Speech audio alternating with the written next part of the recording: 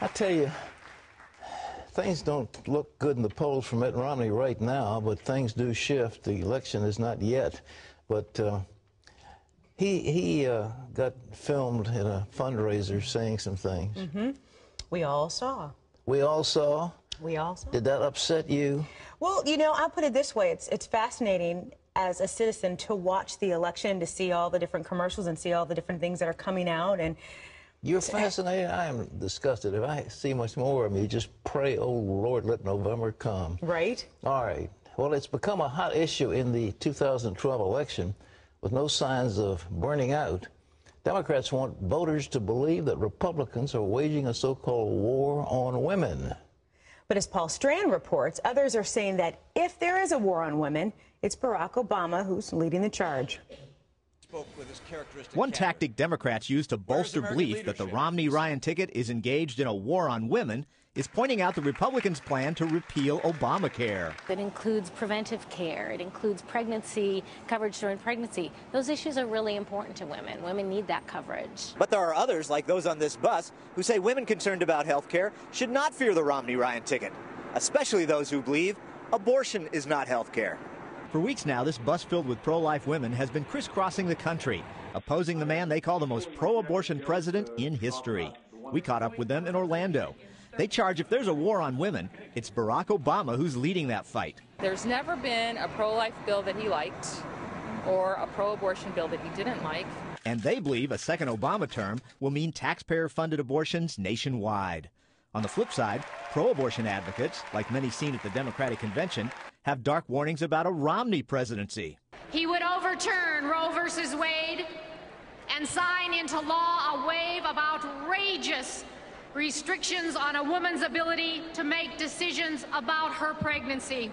These days, that even seems to mean the so-called right to free contraception. Dr. Jan Kraus of Concerned Women for America. The whole idea that you and I as taxpayers have to fund college kids' contraception?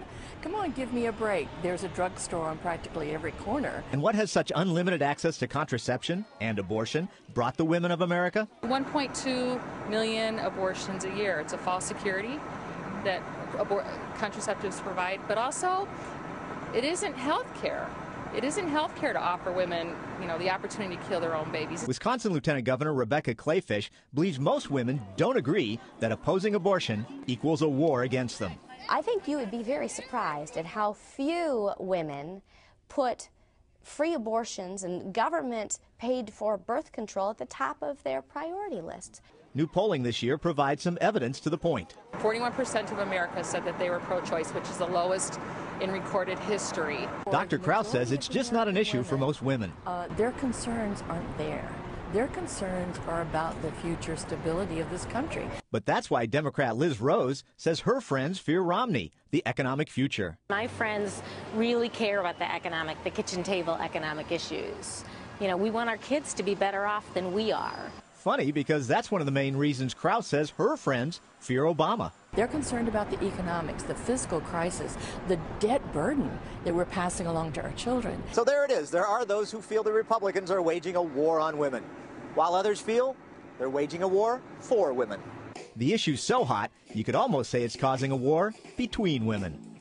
Paul Strand, CBN News, reporting from Orlando, Florida. Well, for more on the race for the White House, let's go to Lee Webb at the CBN Newsroom. Lee. That's right, Pat. President Obama's approval rating is back above 50% for the first time since May.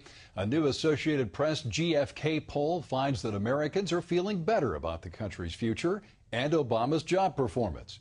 But the poll also indicates that Republican challenger Mitt Romney remains neck and neck with the president. Obama is supported by 47% of likely voters and Romney by 46%. Meanwhile, Romney is fighting back after being attacked for saying most Obama supporters rely on government support and see themselves as victims. Romney points to newly discovered comments from President Obama in 1998, saying that he supports redistribution.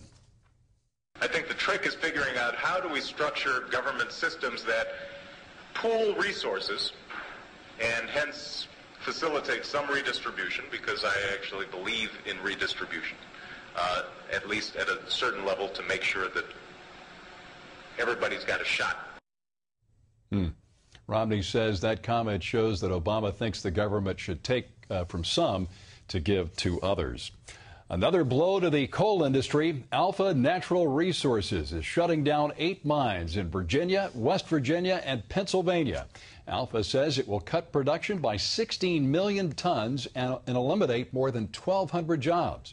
Many believe the move is the result of the current administration's war on coal. Since the Obama administration has been in, things have been tough on the coal economy. It just keeps going downhill. And without it, West Virginia will be one state that won't make it. The Obama administration portrays coal as a dirty energy source. The Environmental Protection Agency has imposed tough new regulations to keep operating or get new permits. Owners argue they can't afford to make those necessary changes in the amount of time that they're given, Pat, and that's resulted in layoffs of employees or mines simply shutting down, as in this case with Alpha. If I were the president, I would not enter the state of West Virginia under any circumstance, because I think, as I recall, there was a primary and a jailed felon received more votes than Obama did. And so you're looking at West Virginia, you're looking at Kentucky, you're looking at parts of Ohio and Indiana, Pennsylvania, coal country, and a lot of people out of work. And these environmental draconian policies are not wise. While we funnel money to wind energy and the Solyndras of this world, failed government programs, the people who are hard-working coal miners are catching it in the neck, and that's not too good. Lee? Turning overseas, 70,000 American troops have received new orders in Afghanistan. NATO announced this week it will temporarily scale back joint operations with Afghan soldiers and police. The move is the result of a spike in the number of so-called insider killings. Mark Martin has more. As violent protests sweep the Muslim world, militants are taking advantage to carry out deadly strikes. In Afghanistan, a massive car bomb killed 13 people, including 8 South Africans. Now NATO is temporarily ending most joint missions with Afghan soldiers. The coalition says it's because of heightened threats due to the anti-Islam movie produced in the United States, and because of an increase in so-called green on blue or insider killings. Afghan soldiers trained by their NATO allies suddenly turn on them. So far this year, 51 coalition troops have been killed in these attacks. I am fed up with watching our seriously good soldiers waste their lives, have their lives wasted by people who are meant to be our friends. Coalition soldiers will no longer go on joint patrols with Afghans unless a senior general gives them permission.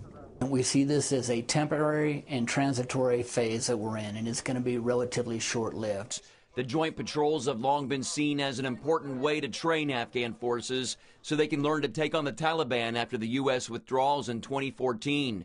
But the former U.S. ambassador to Afghanistan says it's a season of turbulent change throughout the Middle East, and no one knows where it will take us. After Mubarak stepped down, like usual, we said, end of story, end of autocracies, end of problem, it's a wonderful new world out there. Well, not exactly. Mark Martin, CBN News. Pat, I saw retired General Barry McCaffrey on MSNBC, of all places, yesterday, saying that it's foolhardy for this administration to believe that the Taliban is weakened. Well, Lee, the president made a terrible mistake, as he has done so often, in announcing a timetable for a withdrawal. And once he did that, he says, basically, come on in, take over, and do have your shot. And these soldiers are basically saying, we'd better side with the Taliban because the Americans are leaving. Well, that was the way it is, but it's gotten all over the Middle East. I was reading today that the French are closing down a number of their consulates and embassies because a French magazine, a satirical magazine, is doing a satire on Muhammad, the figure showing Muhammad naked. I don't know what he is doing, but whatever it is, all of a sudden those crazies are going to explode again. And so the French say, look, we're getting out. Just close our consulates down. We don't want our diplomats subject to this kind of violence. Well, it's planned. Susan Rice, our ambassador to the United Nations, was totally wrong, saying it has nothing to do with our foreign policy. It all has to do with some little video that most people haven't ever seen. And it was planned. And the rebels, at least the people who had stormed our embassy in Libya, had sophisticated weapons. They weren't using just, you know, rifles and pistols. They had sophisticated armament, which only a well-trained militia has. So there's no question that this thing is planned, but it's been planned very skillfully, and we're great big, and with the current administration, we're just powerless to do much to defend ourselves. Lee? Well, Pat, a Harvard researcher claims she has unveiled an ancient papyrus that she says refers to Jesus having a wife. Professor Karen King says it mentions Mary in a possible reference to Mary Magdalene. Some say the 4th century fragment with its 33 words could send shockwaves through Christianity. But Jerusalem-based New Testament scholar Claire Fond says it doesn't tell us anything about Jesus and his followers. Probably tells us more about discussions that are going on among Christian groups in Egypt at that time than it tells us anything about Jesus in the 1st century. Fond says the context in which the papyrus was written is missing, but she says King only believes the fragment was part of a discussion about the role of women in the early church. Professor King, herself a very eminent church historian and Coptic scholar, does not feel that Jesus and Mary Magdalene were married, and she certainly doesn't feel that this particular fragment would ever prove that in one way or another.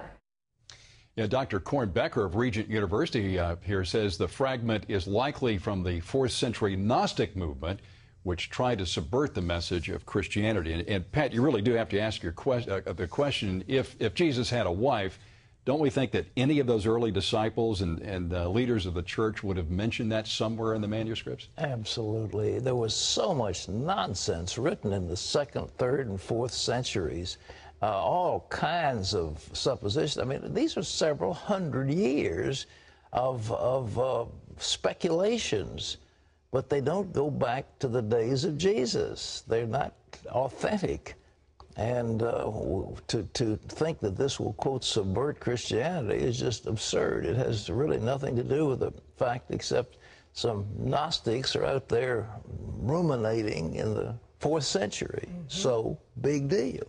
Another Christian college files suit over the birth control mandate in President Obama's health care law. The College of the Ozarks in southwestern Missouri says providing contraception coverage in its health insurance plans violates its religious beliefs. Other schools like Notre Dame and the Catholic University of America have also filed federal lawsuits against the Obamacare mandate. Lawmakers in Australia rejected a bill that would have legalized gay marriage in that country. Parliament defeated the bill 98-42.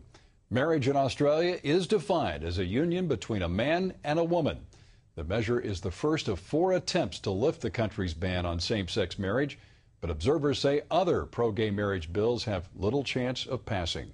You can always get the latest from CBN News by going to our website at cbnnews.com.